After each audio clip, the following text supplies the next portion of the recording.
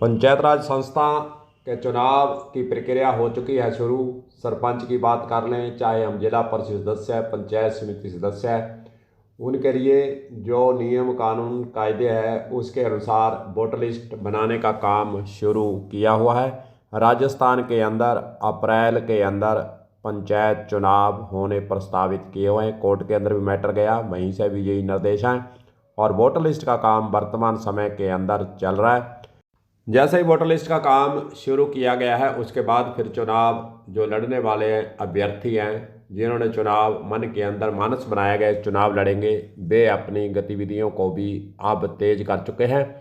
गांवों की बात करें चाहे हम शहरों की बात करें, वहां पर आम चर्चाएं हो रही हैं कि पंचायत चुनाव के अंदर कौन कौन प्रत्याशी होंगे, कौन कौन अपना भाग्य आजमाएंगे। गांवों के अंदर भी चर्चा यह शुरू है, साथ ही शहरी क्षेत्र के अंदर भी पंचायतों को लेकर, क्योंकि कई शहरी क्षेत्रों का जो परिसीमन के तहत पंचायतें टूटकर शहर में आ गई और कुछ पंचायतें परिसीमन में नई बनी और कुछ को तोड़ा गया, कुछ को आपस में मिलाया गया। तमाम ऐसे समीकरण जो है कई नेताओं के बदल भी चुके हैं जो चुनाव पहले लड़ते आए हैं और वह नई जगह तलाशने का काम भी शुरू कर चुके हैं। तो दोस्तों, पंचायत चुनाव को लेकर कलम न्यूज के द्वारा कड़ी के रूप में आपको समय समय पर हम नियमों की राज्य निर्वाचन आयोग के द्वारा, जहाँ जिला निर्वाचन अधिकारी के द्वारा, जहाँ फिर रजिस्ट्रीकरण पदाधिकारी एसडीएम के द्वारा समय समय पर जो निर्देश चुनाव को लेकर जारी किए जाएंगे उसको लेकर हम आपको जानकारी देने का प्रयास लगातार करेंगे कड़ी के रूप में। आज हम आपको बताएंगे प्रचार प्रसार कैसे करना है, कितना खर्च करना है, कौन कौन से प्रतिबंधित नियमों के अंतर्गत नियम लगाए गए हैं और कौन कौन सी बातें आपको नहीं करनी है और आपको क्या क्या करना है। इस पर फोकस डालते हुए आपको आज हम बताएंगे कि जो प्रत्याशी चाहे जिला परिषद का हो, पंचायत समिति का हो, सरपंच का चुनाव लड़ रहा हो, उसके लिए प्रचार प्रसार के लिए क्या क्या नियम कानून कायदे हैं जिसकी पालना उसे करनी है। इस पर नज़र दौड़ाकर आपको आज हम देंगे जानकारी।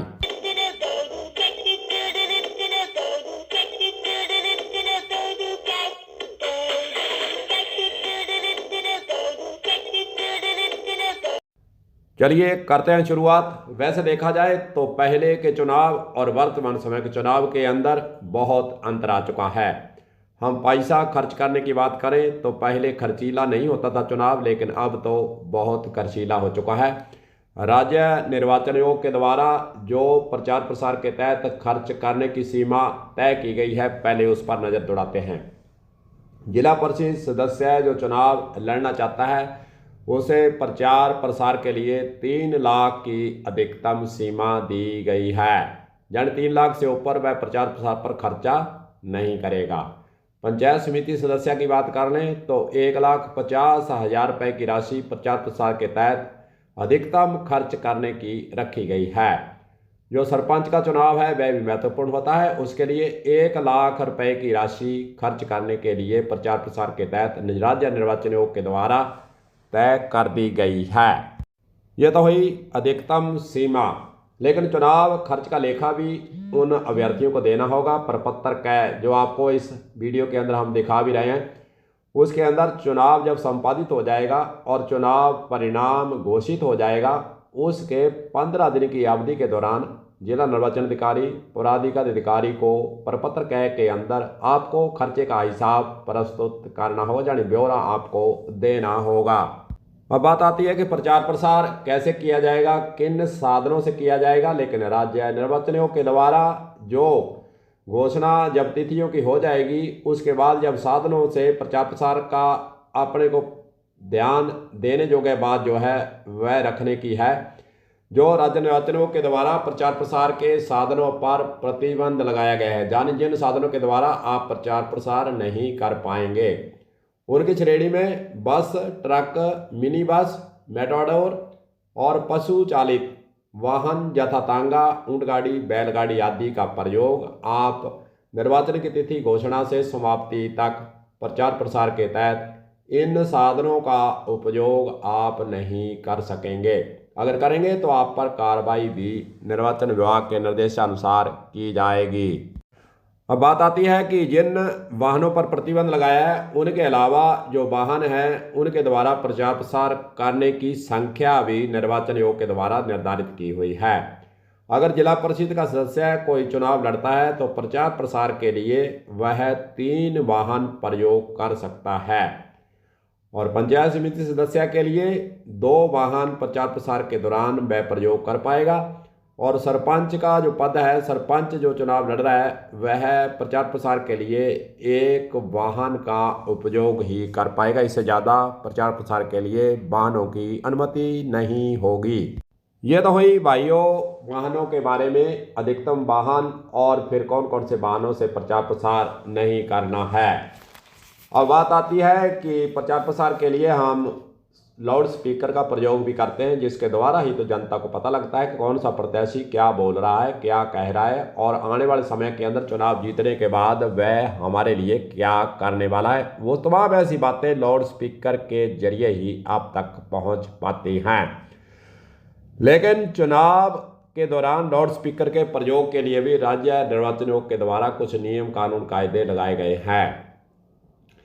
चुनाव कार्यालय पर लाउड स्पीकर नहीं लगा सकता या प्रतिबंध रहेगा। यानी आपने जो चुनाव कार्यालय खोला होगा गांव में के अंदर, यहाँ कहीं भी आप खोलोगे वहां पर लाउड स्पीकर का प्रयोग आप नहीं कर पाएंगे। मतदान के 48 घंटे पूर्व की अवधि के अंदर भी यह लाउड स्पीकर का प्रयोग प्रतिबंधित रहेगा। वही दूसरी ओर हॉस्पिटल हो, स्कूल हो, धार्मिक स्थल हो, उससे 100 मीटर की परिधि के अंदर आप लाउड स्पीकर का प्रयोग नहीं कर सकेंगे। यानी ऐसे स्थानों के आसपास 100 मीटर की परिधि के अंदर आप लाउड स्पीकर का प्रयोग करना प्रतिबंधित रहेगा। प्रातः 6 बजे से रात्रि 10 बजे तक लाउड स्पीकर उपयोग के लिए आपको अनुमति भी संबंधित एसडीएम से प्रपत्र है, जो कि आपको इस वीडियो के अंदर भी दिखाया जा रहा है। उसके तहत आपको एसडीएम से अनुमति प्राप्त करनी होगी। फिर एक बात आती है कटआउट, होर्डिंग्स, पोस्टर, बैनर, इसके जरिए प्रचार प्रसार की जो अब रूटीन के अंदर जो बातें हैं वह ज़्यादा होने लगी हैं। इन्हें सार्वजनिक स्थानों पर लगाने से पहले आपको कुछ नियमों की पालना भी करनी होगी। प्राधिकारी अधिकारी से अनुमति आपको लेनी होगी। मतदान बूथ से 200 मीटर परिधि क्षेत्र के अंदर होर्डिंग, पोस्टर, कटआउट आप नहीं लगा पाएंगे। हालांकि मतदान के दिन जो अपने अभ्यर्थी है वह अपना बूथ लगाकर लोगों को मतदाता सूची के बारे में, कर्मचारी संख्या के बारे में, भाग संख्या के बारे में जानकारी देने के लिए मतदान बूथ के आसपास के इलाके के अंदर अपना बूथ बनाते हैं। लेकिन वहां पर मतदान के दिन 2x5 फीट का एक चुनाव चिन्ह जिस पर लगा नहीं हो, फोटो इत्यादि अभ्यर्थी के नहीं हो, वहां पर वह बैनर लगाकर आप बूथ बनाने का प्रयोग जरूर वहां पर कर सकते हैं। प्रचार प्रसार की अवधि के दौरान अगर आप आम सभा करना चाहते हैं, जुलूस इत्यादि निकालना चाहते हैं तो संबंधित एसडीएम जहाँ प्राधिकारी अधिकारी जो कि जिला निर्वाचन अधिकारी के द्वारा नियुक्त किए जाएंगे, उसके लिए आपको सभा करनी हो, जुलूस निकालना हो, उसकी अनुमति आपको लिखित के अंदर पहले ही लेनी होगी। प्रचार प्रसार से संबंधित जितनी भी आपको जानकारी दी गई है राज्य निर्वाचन आयोग के पत्रकारवार 5052 दिनांक 23/12/2025 को यह अधिसूचना जारी की गई है, जिसके तहत आपको जो सारी जानकारी दी है, आपको सारी बातों का खुलासा करते हुए जो चुनाव लड़ने वाले व्यक्ति हैं उनके लिए जानकारी देने के लिए हमने जो वीडियो बनाया है। तो यह वीडियो आपको कैसा लगा कमेंट बॉक्स के अंदर आप ज़रूर लिखिए। और आगे भी आने वाले समय के अंदर अब पंचायत राज संस्थाओं के चुनाव का बिगुल बज चुका है। मतदान के केंद्र की स्थापना, मतदान सूची की तैयारी और तमाम ऐसे साधन जुटाने का काम स्टेट इलेक्शन के निर्देशानुसार जिला निर्वाचन अधिकारी और जो रिटर्निंग अधिकारी एसडीएम है वह संबंधित पंचायत समितियों के अंदर अपने अपने सुविधाओं को जुटाने के लिए, अपनी अपनी व्यवस्थाओं को जुटाने के लिए अपना काम शुरू कर चुके हैं। तो जो चुनाव लड़ने वाले व्यक्ति हैं वे अपने मानस को बनाकर जो चुनाव लड़ना चाहते हैं वे इस वीडियो को जरूर देख लें। आपको समय समय पर और भी चुनाव से संबंधित महत्वपूर्ण जानकारियां हम वीडियो के जरिए देने का प्रयास लगातार करेंगे। तो गुरदेव सिंह सैनी को दीजिए इजाज़त। नमस्कार। गजब गजब।